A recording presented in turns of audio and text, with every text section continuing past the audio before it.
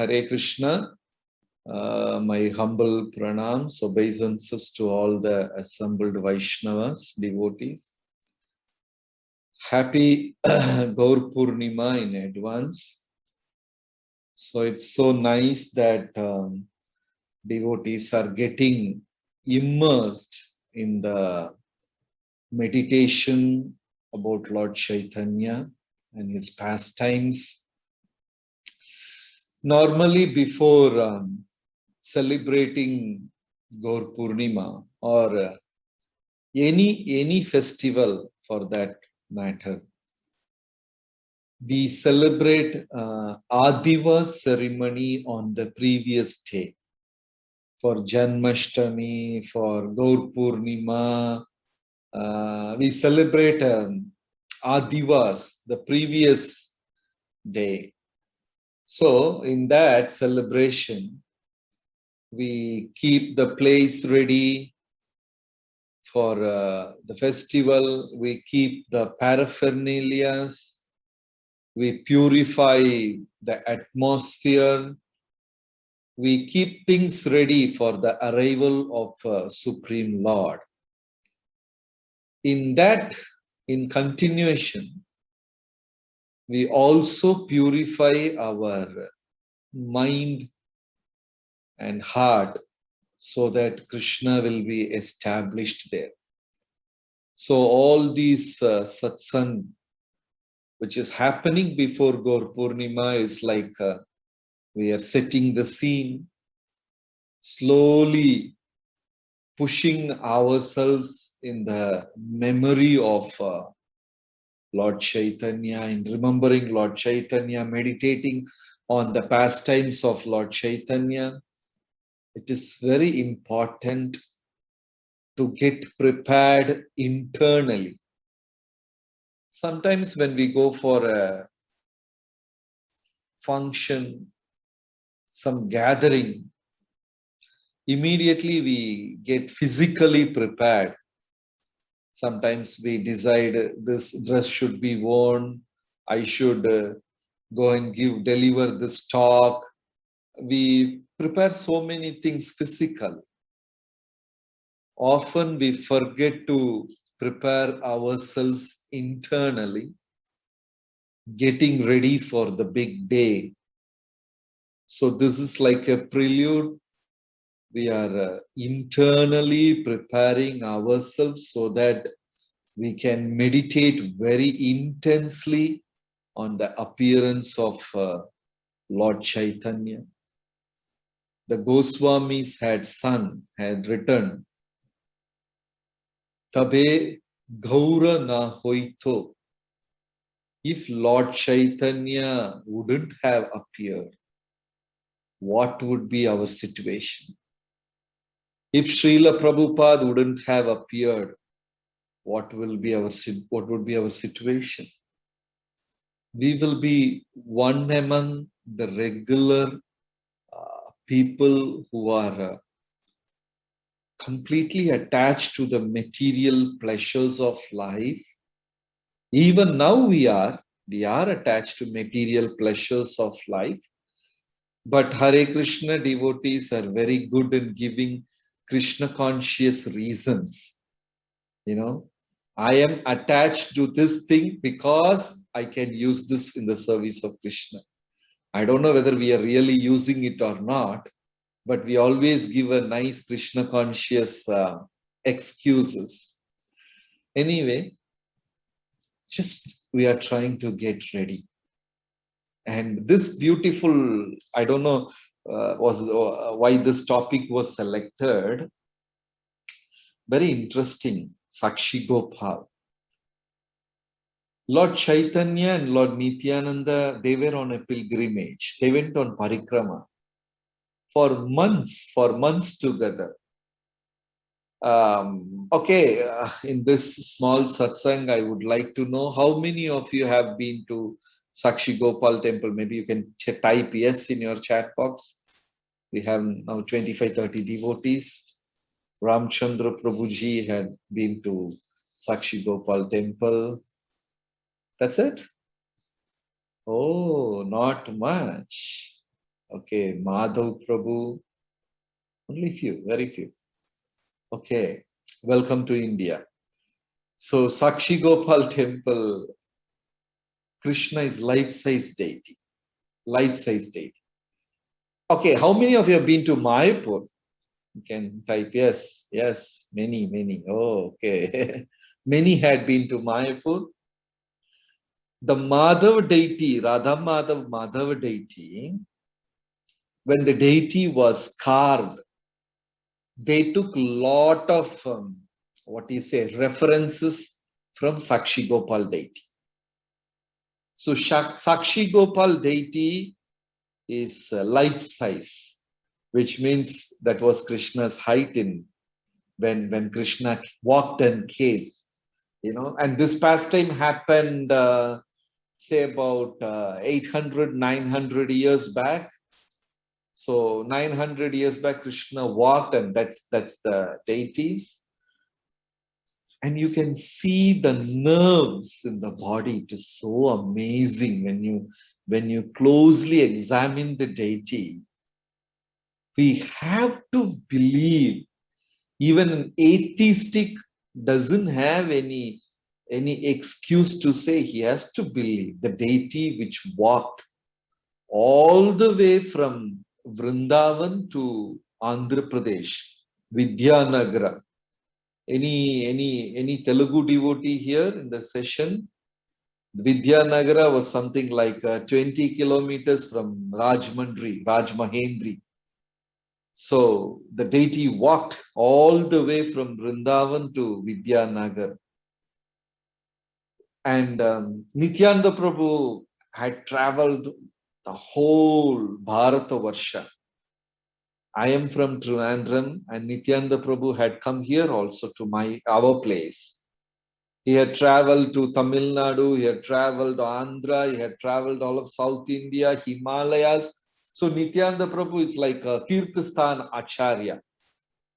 So when any devotee asks anything about the holy places, then Lord Chaitanya will say, speak to Nityananda Prabhu. He's like a Tirtha Acharya. Even Navadvip Mandal Parikrama, Nityananda Prabhu took Jiva Goswami all around and showed the place. That is how even Navadvip Mandal Parikrama came into existence. So Lord Chaitanya and Lord Nityananda, they were traveling, and they went to a place called Katak in Orissa. And the deity was amazing. So pilgrimage, it is very important. And Prabhupada gave a lot of importance for visiting Mayapur and Vrindavan. You know this famous pastime when the GBC came and told Prabhupada that taking devotees all the way to India for this annual Gaur Purnima festivals is very costly. Taking hundreds and hundreds of devotees from US and Europe to India every year, it's very costly. If we cut it down, then we can build temples, we can print books, and GBC very genuinely suggested. It's a very famous pastime. Prabhupada was very unhappy about it. He denied. And he said, if you want to cut down, you cut down a meal, but don't cut down annual festivals of, Mayapur. So Prabhupada gave a lot of importance for parikrama. In Ramayana, it is said, if at all you can repay the debt towards your parents, you can take them on a pilgrimage at their elderly age. If at all you can repay. I don't know how many of us have taken our parents on a pilgrimage to holy places. Ramayana says, if you want to repay, then better take your parents. Right? And that is how Shravan Kumar took his blind parents in basket to all the holy places. So when we go on pilgrimage, somehow we forget the date, the time. After a couple of days, you go to Vrindavan, Mayapur, after 3-4 days, you will forget what day is today, what is the date, and automatically the thought about about the holy place, about Krishna, about Chaitanya Mahaprabhu, it becomes intense. Because Mayapur is like it's a spiritual embassy inside this material world. Yeah, if people are very fortunate if they have visited holy places, Mayapur, Vrindavan. In this connection, there is a beautiful pastime of Bhakti Siddhanta Saraswati Thakur. I don't know, you might have heard this. He had a disciple in Navadvip or somewhere, I forgot the name of the place. And he, I think either he or his mom, they had cancer. So the devotee went and approached the spiritual master. I would like to meet my mom. I don't know. One of them got cancer, either the boy or the mother. I think the boy, the disciple, got cancer and his days are counted. So he went and asked his spiritual master, Bhaktisiddhanta Saraswati Thakur, can I go and meet my mom? Because I don't know how many days I've got, right? And to the surprise, Bhaktisiddhanta Saraswati Thakur denied his proposal. And devotees were very surprised because Bhaktisiddhanta Saraswati Thakur is known for his compassion. How could such a powerful person, such a great personality, pure Vaishnava, say no? And that too, this boy is dying and he just wanted to meet his mom for the last time. And they were very surprised. And even the boy was surprised and he was very disappointed. But because his spiritual master told him not to travel, not to go and meet his mom, he just kept quiet. And as days passed by, his health started deteriorating very badly. And they all came to know this boy is just going to live hardly for a week. He won't survive more than that. And in the last days, he was very deeply, very intently meditating on Krishna, chanting the holy names and everything, because he also knew that his time is getting closer. Then Bhaktisiddhanta Saraswati Thakur told him, okay, now you can go and meet your mom. Then he said, no, I don't want to go now. He said, no, you should go now. You should, because you desired so. You should go now. You should go and meet. But he was not he was reluctant to travel. But Bhaktisiddhanta Saraswati Thakur forced him to travel. And he went there to meet his mom. But in his heart, he was simply meditating on Navadvip, holy place, chanting Krishna's name. Even though he was with his mother and all his relatives came and they were, very emotional, sympathizing with him. But his heart was completely in Navadvip, thinking about the holy place. Then the devotees went and asked Bhaktisiddhanta Saraswati Thakur. When he wanted, you didn't allow, but then he was reluctant. Why you forced him to go? Then Bhaktisiddhanta Saraswati Thakur said he was not prepared. If I would have given him permission initially, he would have gone home. People will be emotional, they will sympathize, and he will also cry, and he will not be meditating on Krishna. But now his heart is deeply, intently meditating on the holy place. So even he goes back, even if he leaves his body at home, he will definitely go back to Godhead. So pilgrimage once in a while is very important. Our mind, our heart, our consciousness gets purified. Prabhupada gave a lot of importance for parikrama.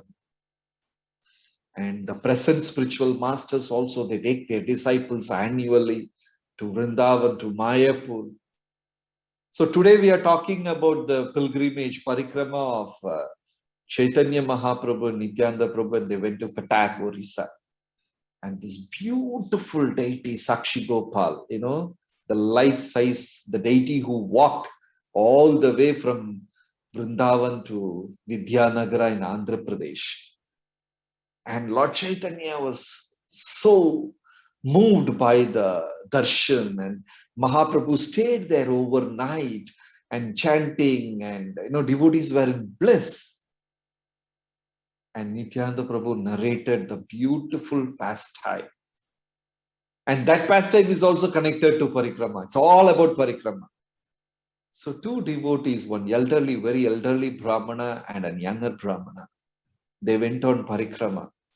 They went to Gaya, they went to Kashi, they went to, Allahabad, Prayag, Tirtha, and finally they reached Vrindavan.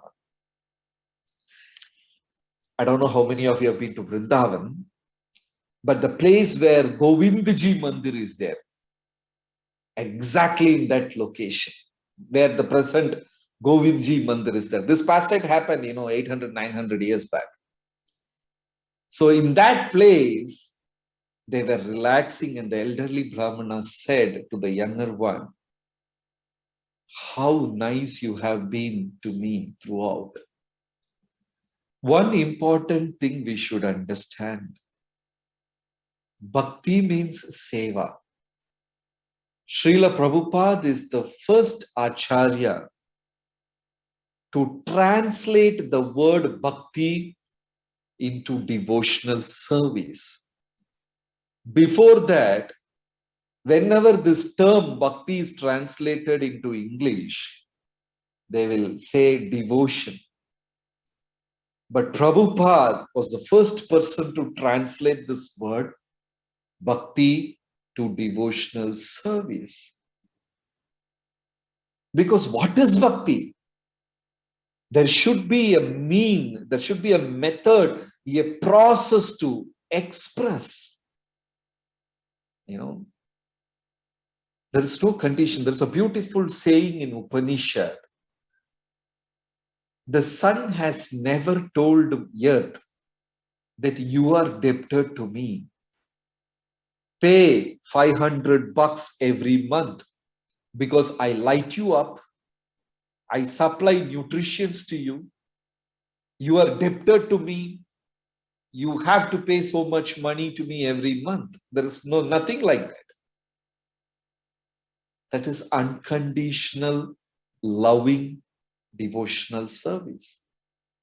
Sun keeps on supplying for ages. So in the same way, seva means ahaituki apratihata, unconditioned. Simply, it should be done as a duty, like a baby slips and trips and falls on the floor, and mother spontaneously runs towards the baby. The mother doesn't sit and meditate. Okay, my 1.5-year-old baby had fell down. He would have got hurt. Now it's my duty to go and pick him up. No, it just comes spontaneously. The day when devotional service becomes a habit, Rupa Goswami said, Anushilanam. Shilanam means habit. It should be habit. Like every day morning you get up, automatically you do certain things. You don't sit and think, okay, let me take down a note. Let me do a checklist. Okay, have I finished bathing? Okay, have I finished brushing? You don't put a lot of attention to the things. It just happens automatically because you're habituated. And when devotional service happens like that, spontaneously, then we are qualified to enter the spiritual world. Now we are pushing ourselves. We have meetings. We bring people to inspire us, and we schedule, we plan, we make it attractive with little extra prasadam, entertainment, and we have to inspire, push ourselves so much so that we get into service. It is not spontaneous, right? So these two devotees, elderly Brahmana and the younger Brahmana, were relaxing in the Gopalji Mandir, which was there where the Govindji temple is there now. And the elderly Brahmana was filled with gratitude. This is also a very important quality of a Vaishnava, to be very thankful for all that we have got in spiritual life. He was filled with gratitude to this younger one. Normally we are grateful to the seniors. Very rarely we are grateful to neophytes and juniors. But here, the elderly Brahmana was filled with gratitude to the younger one. And he was telling, I've been rude to you. I was speaking rash to you. Still you were traveling with me, doing all the menial things, assistance for me. Even my son wouldn't do this. Because when I asked my relatives to accompany me because I'm very elderly, they all denied. But you volunteered. I'm very grateful to you. And I don't know how I'm going to repay. Then the younger boy said, no, you are like my spiritual master. You're like my father. You're very elderly. It is my duty to serve Vaishnavas. And Krishna will be very happy if I serve Vaishnavas. That is very true. In Srimad Bhagavatam, there is a shloka. Mad Bhakta Puja and Pujabhidika. And I forgot the next line. I will be very happy if my devotees worship my devotees. He uses the word puja. Respect and worship my devotees. Krishna will be very happy. And the elderly Brahmana and the younger Brahmana says, it's my duty. I'm treating you like my spiritual master. I'm so happy that I've got a pure person's association in this travel. And don't think like this. And the elderly Brahmana was so happy and blissful. And he said, no, I have to do something to you. I have to do something. I should express my gratitude. I will give my daughter in marriage. Ramayana says, never make promises when you are in happiness. Never take decisions when you are in misery. Don't do this. Ramayana says, because, okay, we shouldn't take decisions when we are disturbed. That's quite okay. We all know, because we will take wrong decision.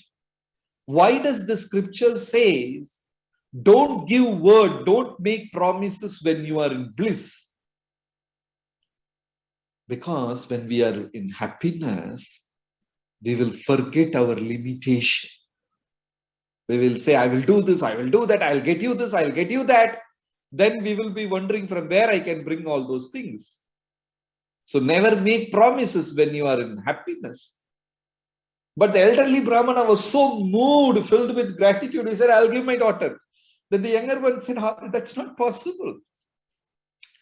I cannot compare me with you. You are from an aristocratic family, rich man, and highly educated person. Your family, your friends, your relatives, your villagers, they don't allow, they will not permit.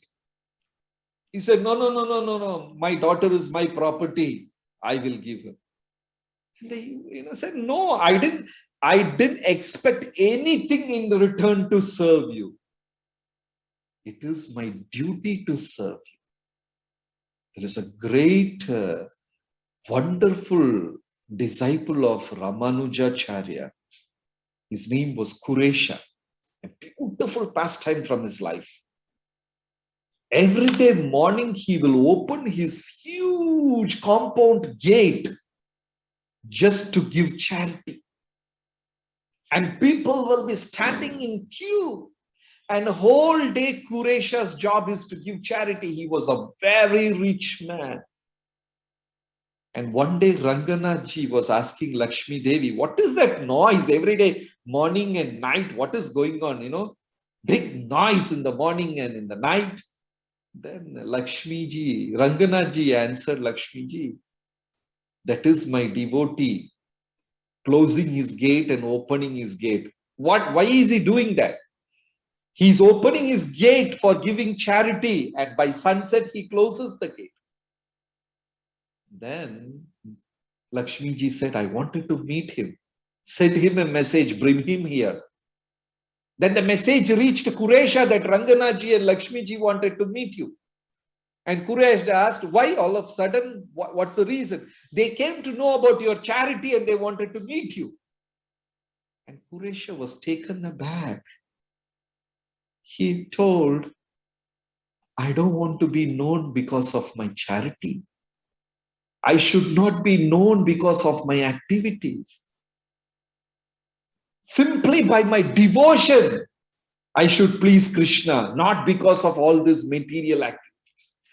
Thinking like this, Quraysh renounced everything and left home.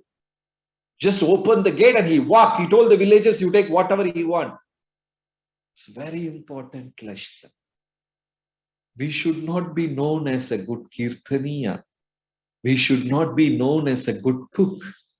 We should not be known as a great managers. We should be not known as leaders. We should be known as devotees. In that category, we should please Krishna. So, the younger Brahmana said, no, I didn't expect anything in return and render devotional service. But the elderly one was so insisting that the younger one finally said, okay, if you desire so. And what if you go back and your family members reject you? What will happen? Say, no, nothing will happen like that. I am the head of the family. I am the elder one and my daughter is my property. And if I say, nobody can deny. Then the younger Brahmana said, if you are insisting so much, please make a promise in front of Gopal. Then both the Brahmanas went there, stood in front of Gopal, and they spoke. And Gopal became very happy with them because they both are wonderful, sincere Vaishnavas. In the same way, when we take Diksha, we also make promises in front of Krishna. Somehow now, in temples, in any of the temples in India, they don't allow to conduct wedding right in front of the deity. If you go to Tirupati, the marriage is outside the Garbhagudi, outside the main temple. Even in ISKCON now, they stopped conducting wedding in the temple hall. It is conducted outside. Temples don't, even traditional temples don't allow conducting weddings in front of the deity because we make a promise, very serious promise in front of deities that the man promises, I will take care of this girl in every thick and thin of my life, in all situations. I will make sure she doesn't shed tears. And the girl makes a promise, I will always follow him like a shadow, whatever the situation may be. And they break the promises. It becomes an offense. So that's why nowadays they don't conduct wedding in temples.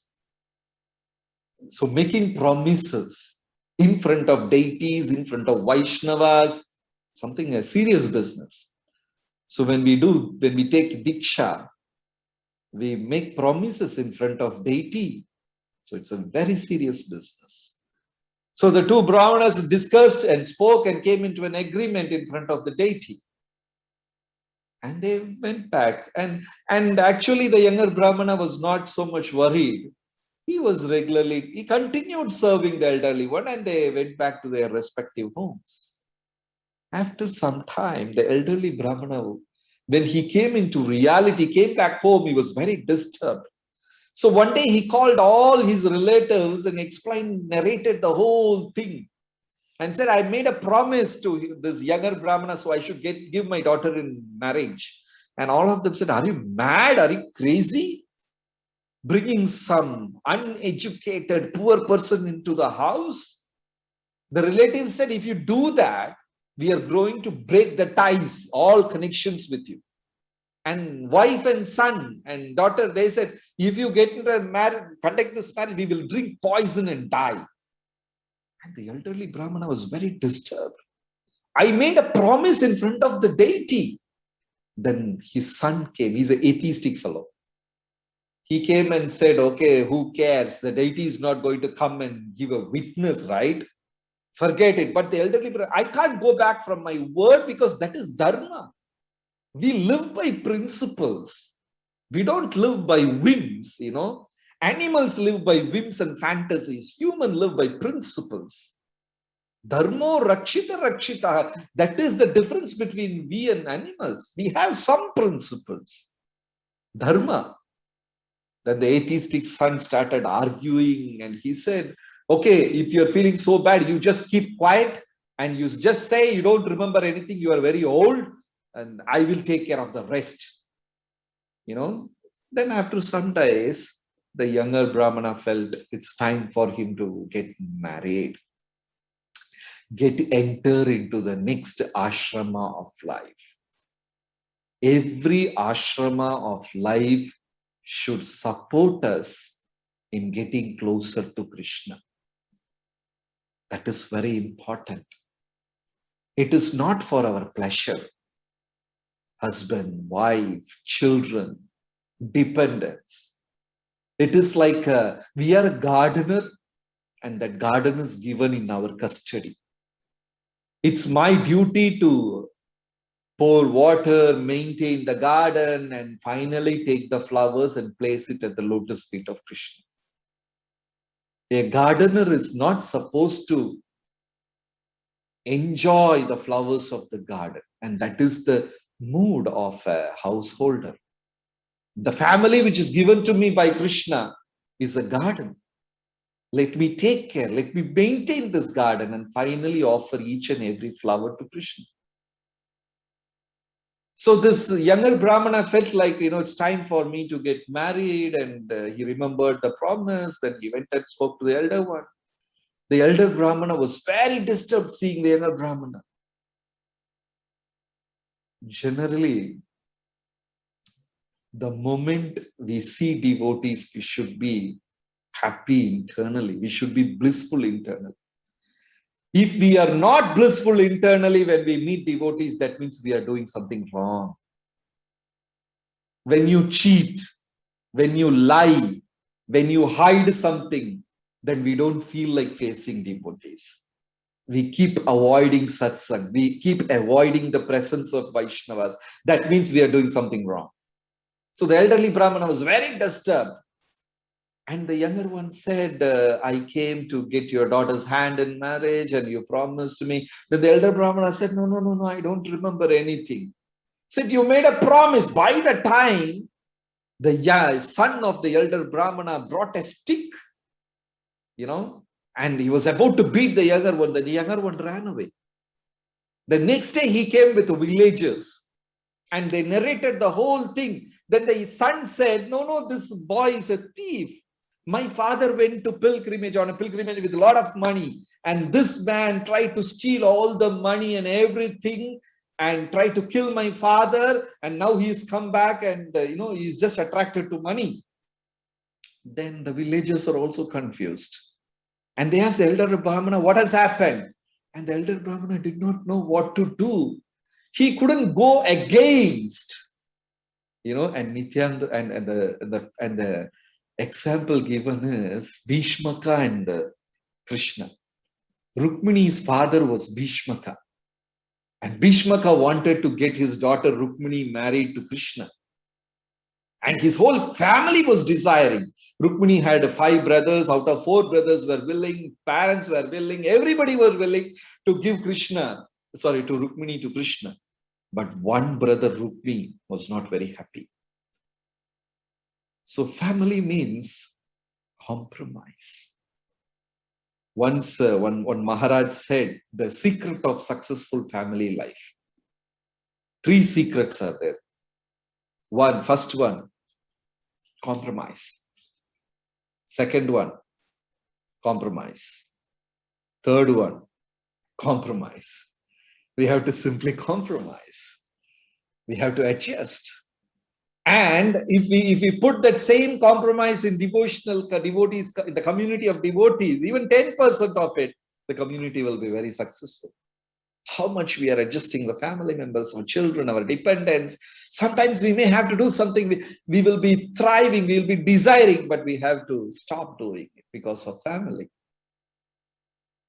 So the villagers came and there was a heated argument and discussion. And finally, the younger Brahmana said, no, there is a witness. Gopal is the witness.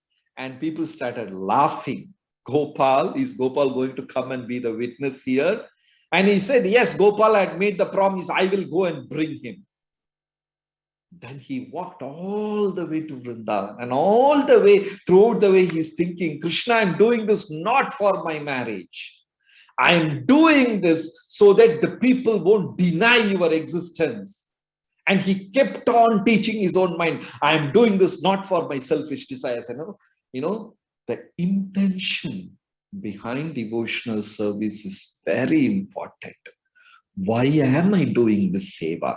Is it to please devotees or just to satisfy my modes?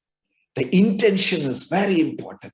So he was teaching him again and again, I am doing this only for proving Krishna's existence, for people to make others, and not for getting this girl, not for getting married. He was teaching him again and again and again, and reached all the way. He went to Vrindavan and he went to Gopal, and he was in bliss in front of Gopal.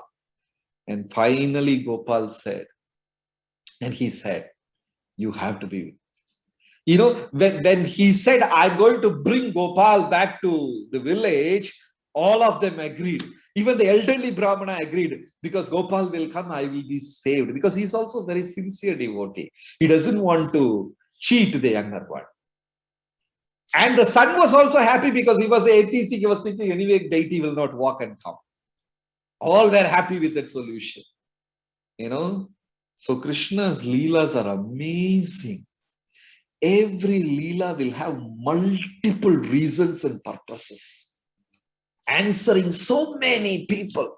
Like Kurukshetra battle, Bhima wanted to break the thighs of Dushasana. Karna wanted to become victorious.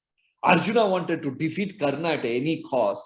Yudhishthira wanted to regain he got a bad name, he wanted to regain his name. And Draupadi wanted to get a shampoo, the blood of Dushasana, so she can comb her hair back. All had different wishes, and everything was answered in Kurukshetra battle. That is why Krishna is always called a Chintamani. Whoever asks for whatever things, Devaki wanted Krishna, the Supreme Lord, to be her son. Krishna appeared and left. Yashoda wanted to see Balya Leela, childhood pastimes. Krishna performed and left. 16,100 princesses wanted to marry Krishna. Krishna married them and left. He will answer all. That is why better not to pray, because he knows more than what we can desire. Then the younger one went and spoke, and he said, okay, you go back to, Krishna said, you go back to your village. I will appear there. I will appear there and I'll bear the witness. Then the younger Brahmana said, no, that's not the way. Why? If you appear there in some 400 form or something, people will not believe. You have to walk and come with me. And Krishna started laughing. Have you ever heard a deity walking? Then the Brahmana said, if the deity can talk, why can't he walk? So Krishna was trapped. There's a beautiful shloka in Bhagavatam. Aham bhakta paradina. If at all I get defeated by anything or anyone in this world, I would prefer to get defeated by my devotees, because that gives joy to me. I'm not defeated by demons. I'm not defeated by devas. I'm not defeated by Kala. I'm not defeated by karma, because I'm beyond everything. But if at all I'm getting defeated, aham bhakta paradina, I will get defeated by my devotees. Krishna takes a bliss in getting defeated by devotees. So he said, if the deity can talk, why can't he walk? Then Krishna said, okay, chalo, I'm coming behind you, how can I be sure? You will hear the ankle bell sound. And don't turn and look back. And walked. The deity walked from Vrindavan to Andhra Pradesh, Vidyanagara. And they both were chatting. So many things, they were talking and talking, came close to the village, almost. And as he As the boy was coming closer to the village, he grew anxious, and all of a sudden he turned back. Then Krishna said, "Now I'm not moving. I'm stay here. I'll stay here. You go and bring the villagers." Then he went and screamed and yelled and told the villagers Krishna had come. They all came and they saw the beautiful form of Krishna. Krishna walked all the way, the beautiful smile and the pinkish lotus petal, the eyes extended up to the ears and the curly hairs up to the shoulder and the flute, and devotees were in bliss. They were crying, they were paying obeisances again and again. And the elderly Brahmana came and with tears, "Krishna, you saved me. I wanted you to come and give this witness." He was, and both the devotees, they got married. And Nityananda Prabhu says, this is not a story about marriage. This is a story about Krishna blessing his devotee. And the deity, Krishna told both the Brahmanas that you are Nitya Siddhas. That's the word used in Chaitanya Charitamrita. Both of you are my eternal servants. Don't worry. Continue serving me. And both the devotees served Sakshi Gopal the rest of their lives. And the deity was in Katak the deity was in Vidyanagara for a very, very long time. Then the king of, that's another story about the deity. The king of Vidyanagara and the king of Orissa, they had a battle. And the Orissa king won the battle. But he was also a devotee. So when he came and saw this temple, Sakshi Gopal, he was so, attracted by the presence of the deity. So he begged and requested the deity to please come, because the king, if he wins the battle, then it's up to him. He can take anything, Then he took a special simhasan for Jagannath in Puri. He took so many things from Andhra Pradesh to Orissa. And he saw this deity, "Can you come with me to our place in Katak?" Then the deity was so this thing. And the queen also came. Queen saw the beauty of the deity and she was lost. And suddenly she felt, if the deity had a nose ring, that would be better. Then she went and slept. And in the dream, Sakshi Gopal appeared and said, "Yes, I have a nose ring. There is a hole in my nose. Yashoda pierced my nose. There is a hole. So please come bring that ornament, I will wear." Kasturi tilakam lalata falake vakshastale kausubam nasagre vanamautikam. Krishna always wears a stud, a pearl on his tip of his nose. Nasagre vanamautikam. So next day, the queen told about this dream to the king, and the king was so happy. They came and examined the deity. The deity had a hole in the nose, and they offered nose ring. Then the deity was established in Katak. Then a big hangama happened in Jagannath temple, in Puri Jagannath temple. Every day they were making so many sweets. Jagannath temple, the deity eats some 64 times a day. They don't wash his hand. I don't know whether you have seen the lassi glass of Jagannath in Puri. It's almost like our height, the lassi glass, big. It is like a swimming pool. In that glass only Jagannath drinks lassi. And he eats 64 times a day, and each time 56 items. I don't know how much he eats. Krishna Jagannath eats so much. And something like late afternoon is time for sweets. Sweets again and again. So what is happening? The sweets are missing. The pujari, the cooks, they cook the sweet, fill the vessels, and they cover and they take it to the altar. By the time sweet reaches altar, it's all disappears. And there's a big commotion inside the temple. The pujari started fighting, they're quarreling. You stole it, he stole it, this happened, that happened. And the king was fed up. Who is stealing the sweets before offering? Don't steal, because it's all belong to you. Jagannath will give prasad. Why are you stealing? And the king put extra securities to check who is stealing, but nobody could find out who is stealing the sweets. Then the king submitted to Jagannath. Jagannath, please, you identify the thief. We are failed, we are defeated, we could not find the thief. Then Jagannath said, The person who is stealing all the sweets is Sakshi Gopal. Why did you bring him from Andhra Pradesh to Cuttack? He is staying next to me and stealing all the sweets. Move him away from this place. So that's a big, and Sakshi Gopal said, no, I'm not going anyway. You people are making me walk all the way. I was happily there in Vrindavan, and one devotee brought me to Andhra, and now you have brought me to Cuttack. What do you think? I'm like a toy for you? I'm not going anywhere. Then the king submitted to Sakshi Gopal, begged and said, I will offer the same amount of sweets.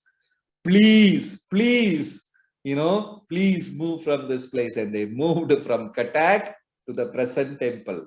And every day they offer the same amount of sweet. If they stop offering, he will go to Jagannath and steal. So avoid that, they are offering. What a personal pastimes are this. Archaye Vishnu. That's why they say Pratima Nahitu Sakshat Vrajendra Nandan. You are not idol. You are not metal, stone, sand, paint. Sakshat Vrajendra Nandana, son of Krishna. When we see Krishna like that, then Krishna reciprocates. So Lord Chaitanya heard this pastime from Nityananda Prabhu. And Lord Chaitanya was in bliss, dancing whole night in Sakshi Gopal temple. So deities are like that, very personal, and that's what Lord Chaitanya taught. And that is what Srila Prabhupada spread in the whole world. Hare Krishna. Thank you so much for this wonderful opportunity. Thank you. Hare Krishna. Hare Krishna, Babuji. Very nice, mesmerizing explanation and beautiful katha. You just took us to the Sakshi Gopal temple today. Thank you so much. Um, I'm sure that some devotees will have queries. I hope you have some time, Prabhu. Yes, Prabhu. So I request the devotees, please get ready with your questions. And in the meantime, I'll just, Prabhu, if your permission, may I do some announcements just for a minute or two? Please go ahead, Prabhu. Please go ahead. Thank you so much, Prabhu.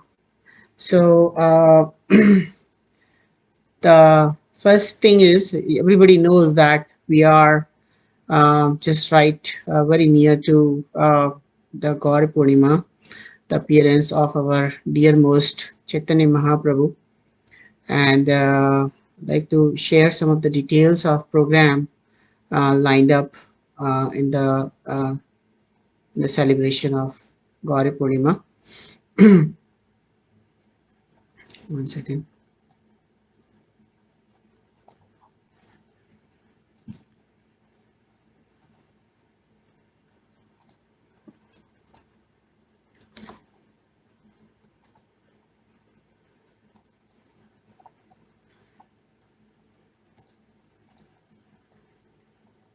Just one more minute. I'm just trying to share my screen. It's giving me some difficulty in that.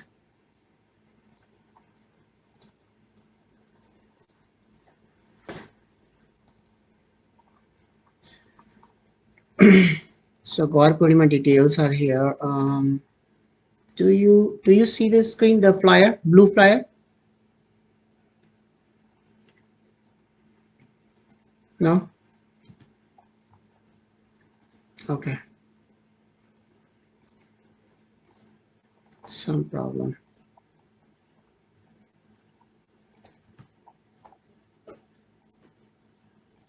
Okay, here it is. Oh, you see it?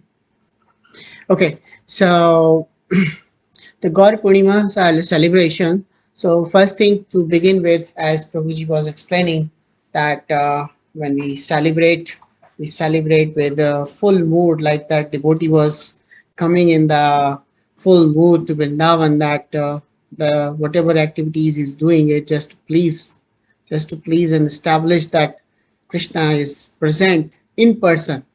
So in the same mood, we are going to Benson Park County Park on Saturday, just the day before, on the appearance day of Gaur Purnima.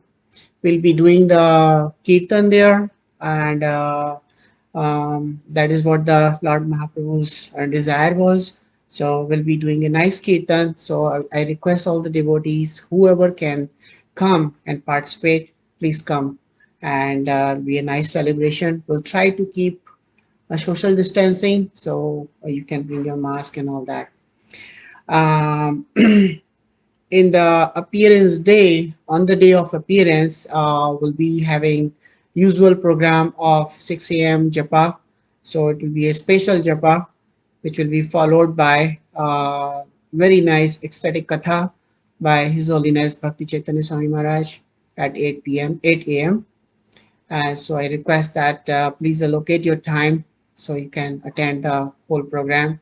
And around 5 p.m., we'll have the whole lineup of activities, Kirtan, Siksha program, Sunday school presentations, and there will be several skits, nice, entertaining skits, pastimes of the Lord, and Prabhupada pastimes. And as we were hearing the Sakshi Gopal story by Prabhuji, the offerings, food offerings, right? So I just got so enticed with this food offering. So I like to request all the devotees to as well participate in this 56 offering. Actually, it's not 56, it's like 120, something like that. So lot of offerings we plan to do for the live Abhishek of Gauranitai. And those who want to participate, please reach. The information is already disseminated on the WhatsApp group, so you can bring the offerings. After that, there will be the nice class and a musical class. Actually, His Grace Nirantar Prabhu, Prabhupada disciple, is well famous on his musical classes. So there'll be right after that Maharti, and then a program will conclude with the Kahoot quiz. On this special day, the usually when a birthday comes, on a birthday we offer the gifts to whoever the birthday is, right? So this is no ordinary birthday. This is the appearance of Lord Chaitanya, who's none other than Krishna himself. And on this day, if we want to do some kind of offering, then you can participate in many ways. You can donate in different categories, and you can order a Bhagavata, the Chaitanya Charitamrita, and many ways you can serve. So I request that if you need any information, please visit our website. The website has all the details. Do you see the website, Prabhu?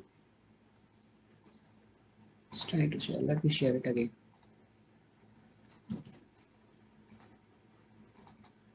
That's our website. So on our website, we have pretty much all the details on iskonofbergen.org, and program lineup details are also there. And whatever donations you want to do, you can just one click, and then you can send the donations with Zoom, PayPal, whatever it is. And those who are interested, the Chaitanya Charitamrita is made available at a very discounted price at 108. Well, price is not a big deal. What's more important is that Chaitanya Charitamrita is such a beautiful pastimes of the Lord Chaitanya that you don't want to miss it. Bring the book and read yourself. It's amazing. When you start reading it, you won't stop reading it. So please order it. Just one click over here, and all the details are there. And soon you order, the soon we can supply you the beautiful set of the Chaitanya Charitamrita. And the usual, we have a full week full of all the programs. So I would like to also update you that on the after this along with this God Purnima celebrations, we also have programs for Thursdays. We do the children's story at the same Zoom, 8:30 to 9, and then we do Bhakti Riksha programs on every Friday. You can participate and can provide the information if you need to participate one of the Bhakti Briksha. We have Sunday schools. You can contact over here, and we read the Bhagavad Gita every day, 12 to 12:15 on weekdays, and Japa program morning 6 to 8 a.m. Sorry, I took a little longer time. I'm sure there is a lot of questions around there. So let's go back to the questions here. First question, who was that? Shakta Mata, you had a question there? I have a question. Okay. So maybe I lost some of them. I have a question. Okay, go ahead, Prabhakar Prabhu. Thank you very much. Prabhuji, I have a... Prabhuji, namaste. Hare Krishna. Hare Krishna. I am from Andhra Pradesh, you're mentioning, and in fact I am from Tirupati, and I have a regret that I would like to present myself with the problem. I was staying with my parents up to 16 years at home. They taken me pilgrimage to a lot of temples and other things. Instead of me taking them, they took me. And I finished my intermediate in Tirupati, 16 years old, went to Chennai to do my engineering. Then from there I went in Jamshedpur. I had to cross the Cuttack and all those things every time I go back and forth. Finally, when I was around 25, I took off to United States as an immigrant, got a job and all those things. My parents didn't like at all because I am the eldest and I am supposed to perform my own duties as the eldest person of the family child. Now once I came here, finally I got so much involved in this country. I never officially went a long time for India. After your presentation, I feel so bad that as a eldest son, I never performed taking them to pilgrimages. So how can I make up that defect? I missed all my life, and they are no more in this world. They passed, my parents. How do I compensate for what mistake I did? And that's what I am asking my question. That is my question. I am seriously worried about what my obligation I could not fulfill, and I almost in tears by your description of what happened. Can you give me a relief? How can I do it? Hare Krishna Prabhu. So it is explained in Bhagavatam in the chapter of Rishabhadeva, Jananina Sasyat, Pitana Sasyat. So it is our duty to remind our dependents about Krishna. But there is nothing called it is time's gone and it's already late in Krishna consciousness. Because the great king, I forgot his name, Katwanga, got liberated in one moment, one muhurta. Katwanga asked the devas how much life I have got left. They said, you have only one muhurta. But that one muhurta was, he utilized it properly and attained moksha. So we don't have to worry about the past. Now, as you're taking the role of a preacher, you're taking the role of elderly person, and you can guide many people in Krishna consciousness. You can guide them to chant Hare Krishna. You can guide them to go to Vrindavan, Mayapur once in a lifetime. So in this way, we can perform the duty. So nothing to worry. We can, by preaching, by guiding people, we will be doing the same, Prabhuji. Okay, Prabhu, thank you. Hare Krishna. Thank you very much. Thank you. Hare Krishna. Thank you, Prabhakar Prabhu. Next question, Ramchandra Prabhu. Hare Krishna, Jagat Sakshi Prabhuji. Thank you very much. Wonderfully summarized. This story about this the young boy in the story. A poor boy, simple boy, but had the purity through which Gopal, Sakshi Gopal, the Lord went with him. How can we develop? How can we? Prabhupada always said purity is the force, and we want to be pure, but it becomes very difficult with fighting with Maya and all. How to maintain that? How to become pure, basically. Prabhu, that has got a lot to do with internal thought process. Generally, it is beyond education. It is beyond jnana, knowledge. It is beyond even what you say, the routine mechanical activities. That is why Chaitanya Mahaprabhu said, in Kali Yuga, Sumedhasaha, intelligent people will take up Krishna consciousness. Intelligence is divided into four. What do you say? Buddhi, then says the last one is Sumedha, Prajna. Like Madhvacharya's previous name was Purna Prajna. Prajna is the fourth stage. Third stage is Medha, Medhavi, Sumedha. And the second stage, I forgot, it starts with V. Forgot that term. Starts with V. And first is Buddhi.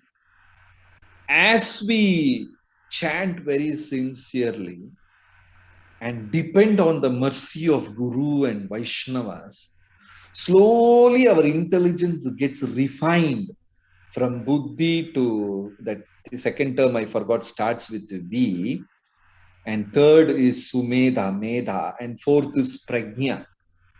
When we reach Sumedha and Prajna, the intelligence is so resolute that we can very clearly identify what is matter and what is Krishna.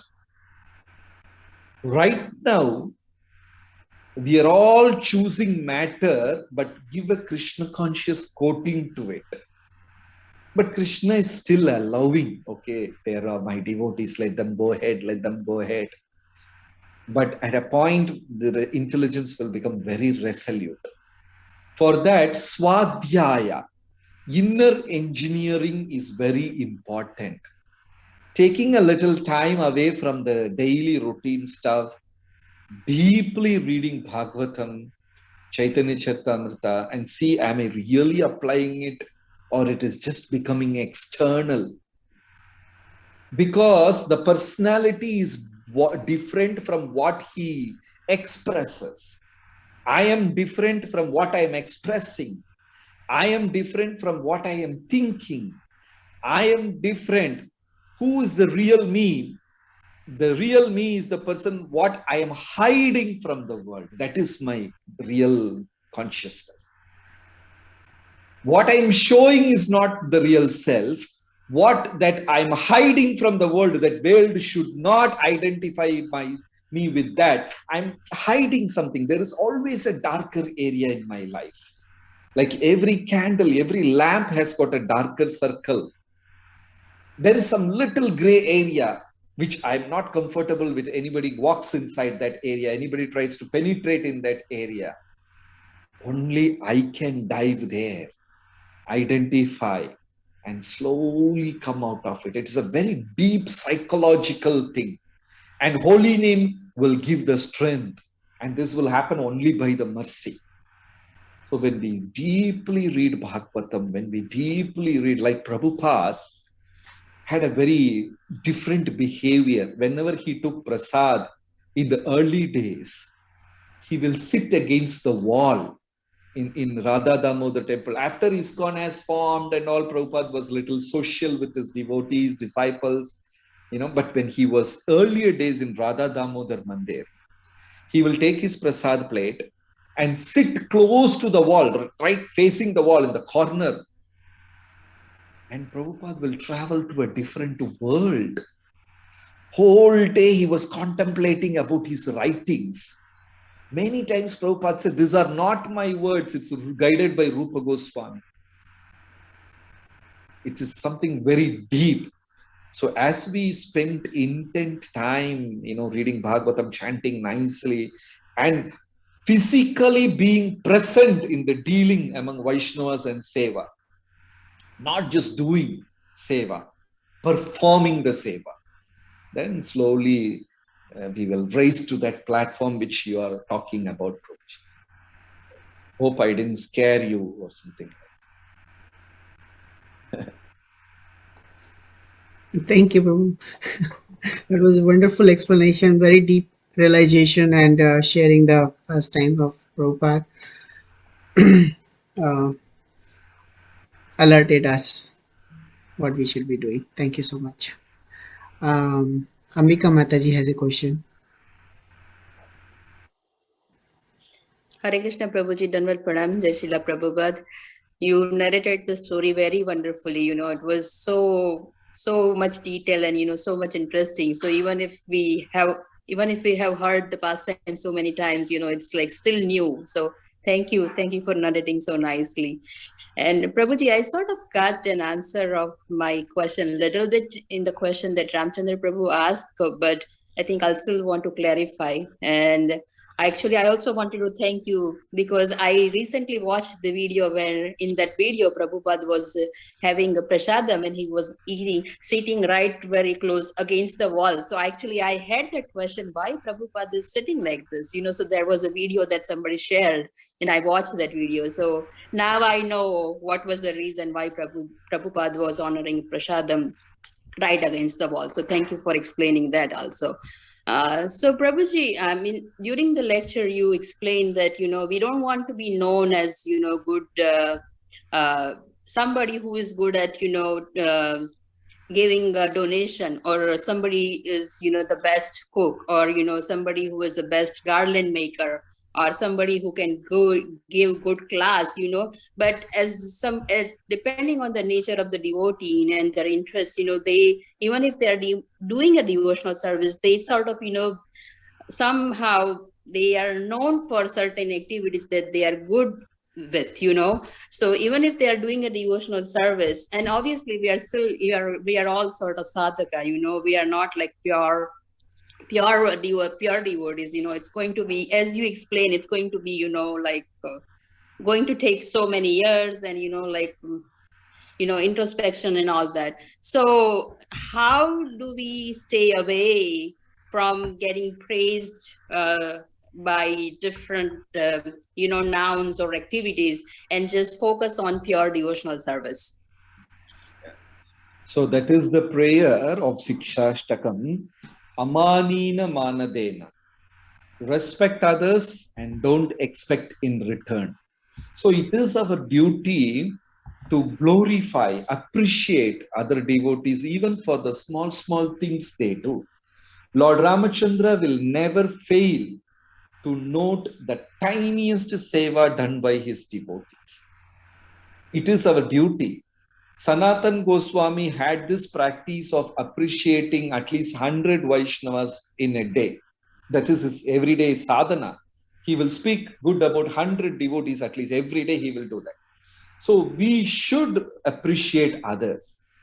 But when it comes to ourselves, gradually we should stop expecting that. Now we are in a situation where we want to be recognized. People want to appreciate us. People want to accept us. We want to be recognized. I want to be loved. I want to be understood. It is all fine initially, because there is a beautiful shloka between Krishna and Dwarapalakas. So Krishna is telling Dwarapalakas, both of them standing right at the entrance of the temple. So Krishna is telling them, people are coming here with so much of demands. You see what they have sacrificed in their life and you reward them accordingly and don't send them to me at all. That's none of my business. You take care of it. So it is Dwarapalaka's duty. When somebody comes and says, my daughter should get married, and they see how pure he is, how much sacrifice, okay, they will reward accordingly. Then Krishna said, But if somebody is coming without any demand and simply wanted bhakti and glorifying me, send him to me. I will deal with him personally. So when we expect something, it is easy for Krishna because he will give that and keep quiet. That's what he told gopis. I wanted to repay you. That shloka is na parayeham. I wanted to repay you, but you people didn't ask anything from me. So what will I give you in return? Because you are not asking anything, I will give myself as a gift to you. So initially it is okay, we expect something in return and all, but slowly we should get out of that stage. But at the same time, we should appreciate every other devotee. Hope it's clear, Mataji. Yes, Prabhuji. Thank you. Thank you for Thank a you. clarification and explanation. Yeah. Sorry, power went off here. Thank you, Mika Mataji. Oh, I see the power is out. Sorry. Okay. All right. Question from Abe. Prabhu, is that okay? We can take some more questions. Is that okay? Yeah, Prabhu, one or two more because here 7:30, it's time for Darshanarthi here. Okay. Okay. I see. Abe, go ahead, please. Hare Krishna Prabhuji, thank you for the wonderful energetic class. So Prabhuji, I just had an add-on to what Mataji asked previously. So Prabhuji, you were discussing about how if you're, as a devotee, you donate a lot or you're a great kirtanier, but you don't want to be identified as any of those, but other devotees identify you as those. How do you actually change? By not, you don't go tell them, but like, how do you gradually change that impression to others as well, that hey, I don't want to be noticed as these things, but I also want to be noticed as a true devotee? So can you just please elaborate on that, Prabhuji? Normally these things we don't go and speak to others and insist or things like that, but I have seen in very, very senior devotees behavior, when a person comes and pays obeisances, I've seen sannyasis, they take that personal small interaction very deeply. I have seen few Maharajas, they stand there and chant full Hare Krishna Mahamantra once. Whenever a person is paying obeisances, they chant Hare Krishna full mantra. And they also say, who are we? We are just unqualified. And this person is paying obeisances. So I'm just remembering my predecessors, my acharyas, my gurus, up above the line. So every small, small interaction, they become very Krishna conscious. So that slowly the pride doesn't affect us. Imagine you walk on the stage after singing a wonderful kirtan, and hundreds and thousands of people, they come and say, Abhay Prabhu, you are amazing, your kirtan is mesmerizing, you have got an angelical voice. When not one, when 100 people say that, quite natural and normal, we will start losing our composition, in the sense we will go above, right? Quite normal. Then bringing back mind from women, wealth and pride is not very easy.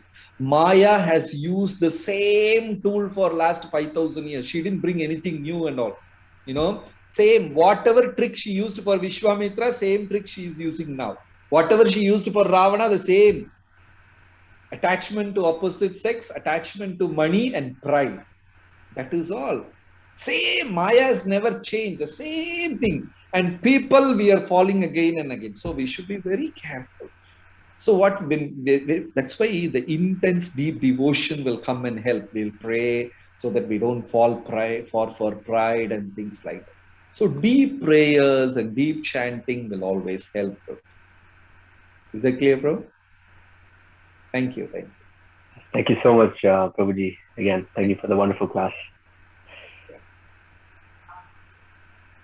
Thank you, Abe.